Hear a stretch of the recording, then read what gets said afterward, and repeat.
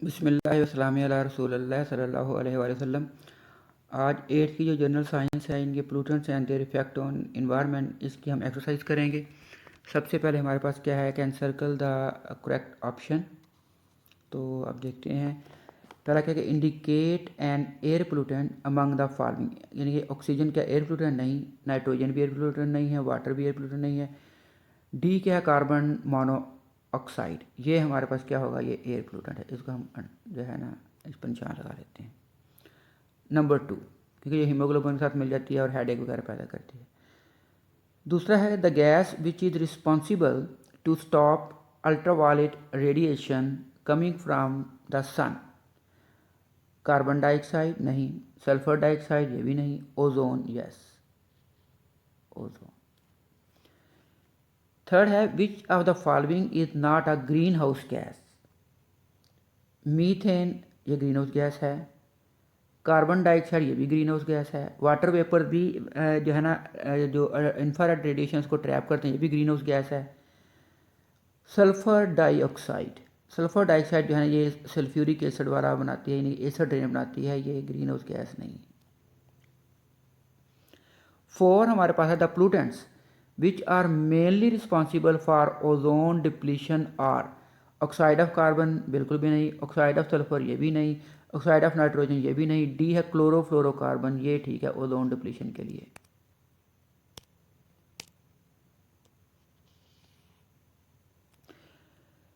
इसका identify the chemical which cause the rain to become acidic. किन की वजह से एसिडिक होती है? Oxide of carbon and dust particle. Oxide of carbon की वजह से कुछ तो होती है, लेकिन वो वीकली एसिडिक होती है। डस्ट पार्टिकल की वजह से बिल्कुल भी नहीं होती। Oxide of sulphur and nitrogen, ये दोनों करते हैं, क्योंकि सल्फर वाला बनाएगा सल्फ्यूरिक एसिड और नाइट्रोजन वाला बनाएगा नाइट्रिक एसिड। तो बी पार्ट जो है ना इसका, वो हम कहेंगे कि ये गैसें अगर होंगी, ऑक्साइड होंगे, तो ये एसिडिक रेन पैदा कर सकते हैं, एसिडिटी पैदा कर सकते हैं। 6 reason for increase in the amount of carbon dioxide in air. क्या वजह है कार्बन डाइऑक्साइड की मिकदार जो है वो बढ़ रही है? प्लांटेशन का मतलब है दरख्त लगाने की वजह से। बी है डीफॉरेस्टेशन, दरख्त काटने की वजह से, यानी कि डिस्ट्रक्शन ऑफ द ट्रीज़। तो ये ठीक है, जितने ट्रीज हम ख़त्म कर देंगे उतनी फोटोसिंथेसिस नहीं होगी, कार्बन डाइऑक्साइड यूज़ नहीं होगी, तो क्या होगा, कार्बन डाइऑक्साइड में इजाफा होगा। 7 है कि which air pollutant when attach itself with haemoglobin reduces its oxygen carrying capacity. तो ये होगा कार्बन मोनोऑक्साइड, डी जो है carbon monoxide. The phenomena which does not lead to global warming, जिसकी वजह से ग्लोबल वार्मिंग नहीं होती।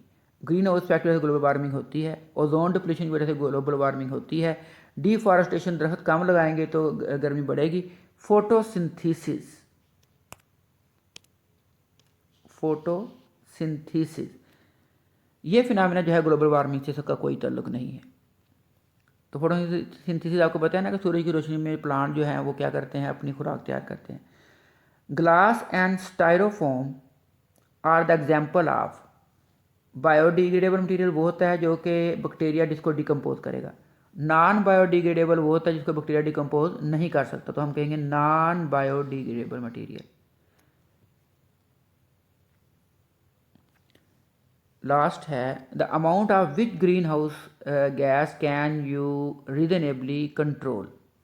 किसको हम कंट्रोल कर सकते हैं? ऑक्साइड ऑफ नाइट्रोजन को भी नहीं कंट्रोल किया जा सकता, वाटर वेपर को कुछ हद तक, मीथेन को भी नहीं कंट्रोल कर सकते, कार्बन डाइऑक्साइड को कंट्रोल कर सकते हैं कि ज़्यादा से ज़्यादा क्या लगाएं, प्लांट्स लगाएं, तो कार्बन डाइऑक्साइड यूज़ कर लेंगे फोटोसिंथेसिस बनाने में, से हम कार्बन डाइऑक्साइड को यूज़ कर सकते हैं, इसको हम कंट्रोल कर सकते हैं। तो ये हमारे पास हो गया है क्या भला, MCQs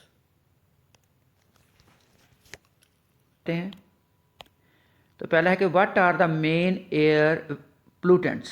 तो इसका जवाब जो है ना पेज नंबर हम लेंगे कौन सा वाला, 46। तो पेज नंबर 46 देखते हैं, ये 46 पेज है। तो यहाँ S1 लिखूँगा, S1 का मतलब होगा शॉर्ट क्वेश्चन नंबर 1। इसको मैं हाईलाइट करने लगूँ, यहाँ से लेके आपने मेन एयर पोल्यूटेंट्स तक, जहाँ तक इसका जवाब होगा। क्वेश्चन है नेम ग्रीन हाउस गैसेस, इसका जवाब जो है ना पेज नंबर आपने लिखना है 49 से। अब आप यहाँ से लिखेंगे some gases present in the atmosphere, carbon dioxide, methane, oxide of nitrogen, water vapors trap part of the heat reflected by the earth, causing increase in atmospheric temperature. These gases are called greenhouse gases. यहाँ तक ठीक है। तो ये question number कौन सा था? Question number 2 था, तो S2 है। नंबर 3 की तरफ, name the acid which are present in the acid range. जो नाइट्रिक एसिड, सल्फ्यूरिक एसिड है, लेकिन हमने बुक पे निशान लगाने हैं, तो बुक में कहाँ लिखा हुआ है जी? पेज नंबर 52 पे। वैसे यहाँ भी लिख सकते हैं कि नाइट्रिक एसिड है, सल्फ्यूरिक एसिड, लेकिन हम बुक पे निशान लगाएंगे। ये होगा हमारे पास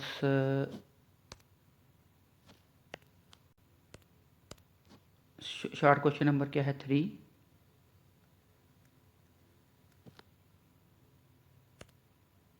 तो अब सांसा लगा लें, sulphuric acid and nitric acid, these acid make the rain water acidic. यहाँ तक इसका आंसर होगा। Question number 4, ozone layer is important Y. इसका जवाब जो है पेज नंबर 50 के ऊपर। तो पेज नंबर 50 पे चलते हैं। पेज नंबर 50 निकालें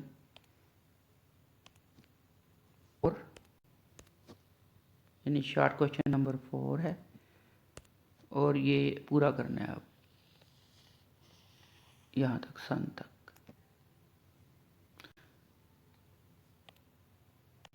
नंबर 5 है 3R strategy stand for what. तो अब 3R जानते हैं, रिड्यूस, रीयूज और रिसाइकल।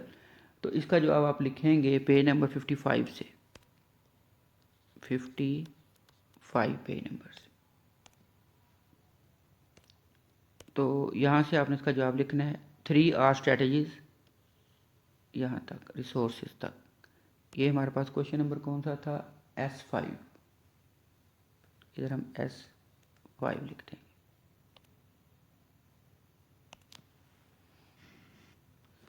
इसका 6 है write down the name of 3 such product which can be recycled. तो ये इसके ऊपर ही लिख लें आसान आसान से। एक लिख लें, इसने क्या क्या पूछा है भला?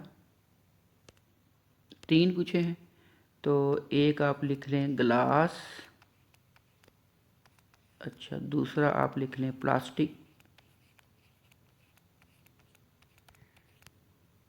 और तीसरा आप लिख लें कॉपर वायर। ये 3 हो गए। इसके बाद है कि एक इसका जवाब था, ये इसका जवाब है 6 का। उसका name common method which are use for solid waste management. तो पेज नंबर 56 के ऊपर देखेंगे इसका आंसर 7 का। 7 हम लिखेंगे, सिर्फ नाम लिखने हैं। तो नाम कौन कौन सा है? लैंडफिल, इंसिनरेशन और recycling.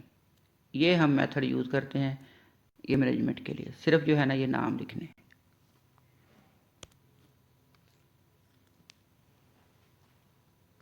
Only names.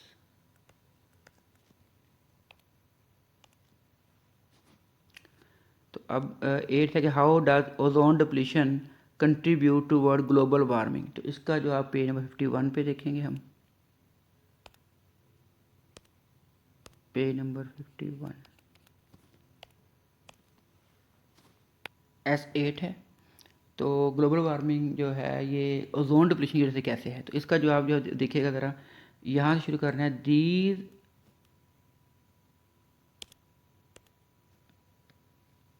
ultraviolet rays also increase the temperature of the earth। फिर यहाँ से ozone depletion is increasing the average temperature of the earth। As a result, the earth globe is getting warmer। This is called global warming। ये question number क्या कौन सा होगा? S8 का answer. इसका 9 क्वेश्चन है sulphur dioxide is an important pollutant. From where does it enter the atmosphere. तो ये हम देखेंगे पेज नंबर 46 के ऊपर, सोर्सेज ऑफ। तो क्वेश्चन नंबर 9 S9 का जो आंसर है वो यहाँ से करेंगे। Sulphur dioxide is produced by burning coal और oil in factories. Smoke release from thermal power station usually contain sulphur dioxide. यहाँ तक इसका आंसर।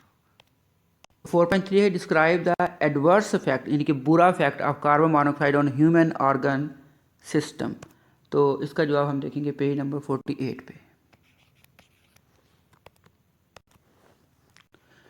तो क्वेश्चन नंबर था 4.3, ये जो है ना यहाँ से यहाँ तक पूरा करना है 4.3। तो इनको मैं हाईलाइट नहीं कर रहा ताकि पता लगे कि ये शॉर्ट क्वेश्चन के जवाब हैं और ये लॉन्ग के। इसके बाद है 4.4 explain the following phenomena and their effect on the environment.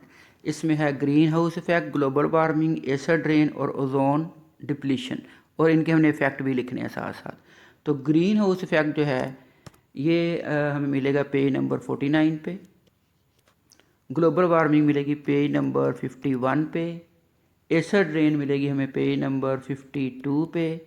और ओजोन डिप्रेशन मिलेगी पेज नंबर कहाँ पे वाला 50 के ऊपर।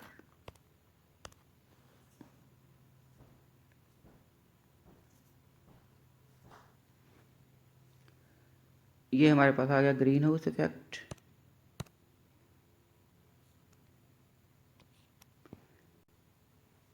तो ये कौन सा था 4.4। इफेक्ट जो है ना इसके और ग्लोबल वार्मिंग के सेम है, यानी कि आपने इसके अंदर जो अगर अलहदा है ग्रीन हाउस इफेक्ट, उसके इफेक्ट और इसके जो है ना क्या लिखें, इफेक्ट्स ऑन इन्वायरमेंट लिखें, तो वो आपने कौन से लिखने हैं, वो ग्लोबल वार्मिंग वाले ही लिखने हैं, क्योंकि ये एक दूसरे के साथ नहीं है। तो 4.4 ही का ये हमारे पास डी पार्ट है। ये डेफिनेशन हो जाएगी ओजोन डिप्लीशन की यहाँ से यहाँ तक। और ये जो दूसरा है डी, ये हमारे पास क्या होगा, इफेक्ट।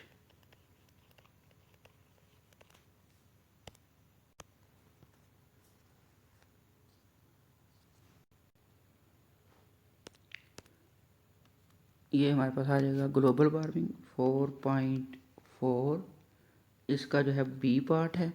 और नीचे ये वाला जो अगला पैराग्राफ है ये इसकी हेडिंग दे देंगे आप इफेक्ट्स। ये यहाँ ड्यू टू ग्लोबल वार्मिंग से लेके ये नीचे भी एक थोड़ा सा है यहाँ तक 4.4, और ये इसका बी पार्ट है।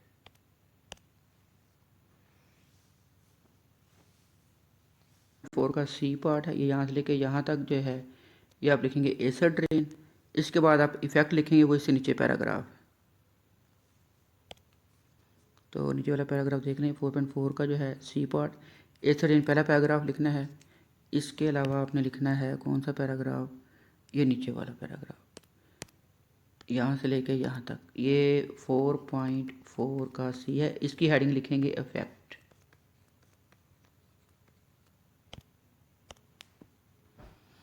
4.5 है point of the source of air pollution you find in your locality and suggest ways. इसका जवाब आपने पेज नंबर 46 से ही लिखना है। 5 जो है इसके हमने लिखने हैं कौन कौन से सोर्सेज हैं। एक तो कार्बन मोनोऑक्साइड का लिखना है, produce by incomplete combustion of coal other fossil fuels. Smoke release by motor vehicle industries is main source of carbon monoxide आ गया। सल्फ़र का यही लिखना है पूरा। उसके बाद आ जाएं जी CFCs की तरफ, तो ये वाला यहाँ से लिखना है on leakage from the appliances CFCs enter a fossil fuel, और ये एरोसोल में ये आ गया 4.5।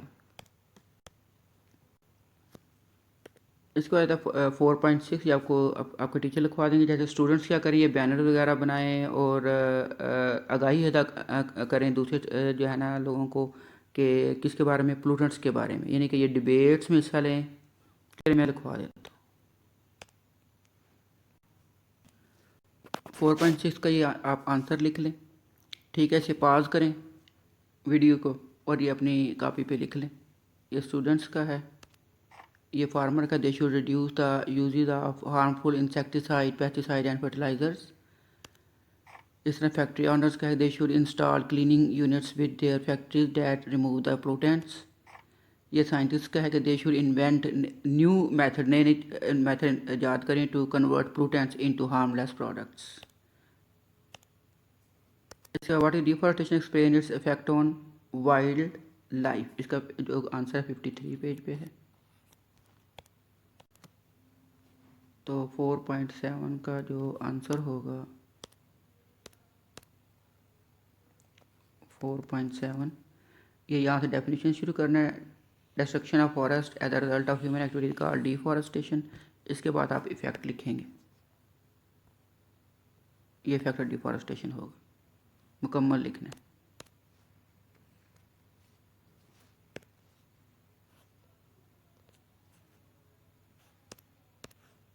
यहाँ तक ये है 4 पॉइंट कौन सा है 7। इफेक्ट ऑफ डिफॉरेस्टेशन इन्वायरमेंट जो है ना ये 4.8 है। 4.8 का जो होगा, तो 4.7 का जो है ना वो आपने क्या करना है, एक तो डेफिनेशन बस ये लिखनी है, destruction of the forest as a result of human activity called deforestation 4.7। इधर इसको ठीक कर लें, इसको 4.8 कर लें। ठीक है, ये जो वाइल्ड लाइफ वाला है ना ये है, इसके साथ लिखना है 4.7। ठीक हो गया। कहाँ तक लिखना है, ये जहाँ तक है यहीं तक ही है। ठीक है, 4.7। अब वहाँ पे लिख लें कि ये 54 पेज पे आपने यहाँ से जाना है, इधर लिख लें 54 पेज पे क्या था, वाइल्ड लाइफ। और ये इधर आ गया 54 थी वाइल्ड लाइफ। और ये जो अगला क्वेश्चन था ना हमारा, कौन सा था वाला, ये इन्वायरमेंट वाला, ये 4.8 है क्वेश्चन नंबर। यहाँ तक जो है 4.8 का भी पे होगा 53 पे। इसका 53 पे डिफॉरेस्टेशन है और वाइल्ड लाइफ जो है ये 54 पे है। अच्छा, just way of our purpose management of solid waste, इसका पेज नंबर 56 आपने कर लेंगे भी। ये 3 लिखे थे, अब आपने मुकम्मल लिखने हैं लॉन्ग क्वेश्चन के अंदर। तो लॉन्ग क्वेश्चन नंबर क्या था, ये 5.9, हाँ 4.9।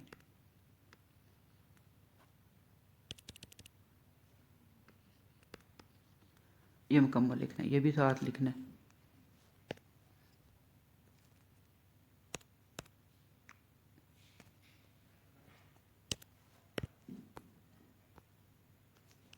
यहाँ तक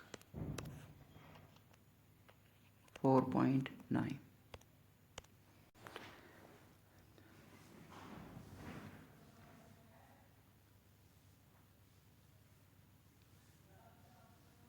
और सिर्फ रिसाइकलिंग जो है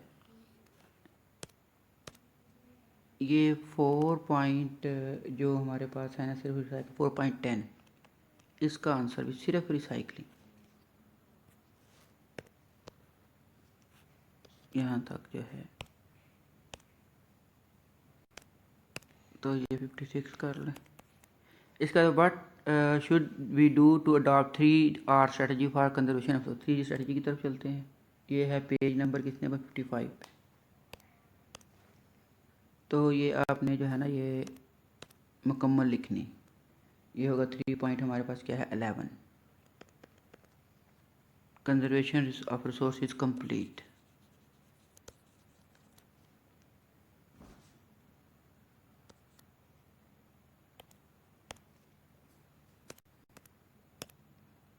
यहाँ तक 3.11। 12 की तरफ जो पहले भी मैंने आपको बताया था, जो मैंने पढ़ा रहा था व्हाट वुड के control pollution is responsibility for all, तो इसका पेज नंबर 57 के ऊपर आपका आंसर है। तो ये जो है ना 4 पॉइंट क्या होगा जी, 4.12, ये भी कंप्लीट। ठीक है, कहाँ तक होगा, यहाँ तक 4.12। तो ये था हमारा क्या भला एक्सरसाइज के क्वेश्चन। अच्छा, 4.5 में एक हमारा पॉइंट रह गया है कि सजेस्ट वेज, ये वाला suggest ways to reduce the pollution produce from the sources. तो इसके लिए फिर वही हम टॉपिक इस्तेमाल करेंगे जो हमने पहले भी किया था, जो क्वेश्चन नंबर 4.12 के लिए आपने किया था, उसी के 3-4 पॉइंट्स आपने इसके अंदर भी लिख देने हैं। कौन से वाला, जो आपने 4.12 के अंदर पॉइंट्स लिखने हैं वो इसके अंदर भी तकरीबन 4-5 पॉइंट इसके अंदर भी लिख दें, 4 पॉइंट्स लिखने चले या 4.12 के। दूसरा यहाँ पे एक और चीज़ रह गई थी, ये 3.11 नहीं, इसे ठीक कर ले, ये 4.11 है।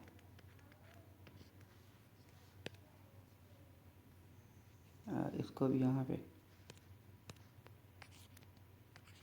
4.11, भाई ये थोड़ी सी करेक्शन करनी थी। ओके।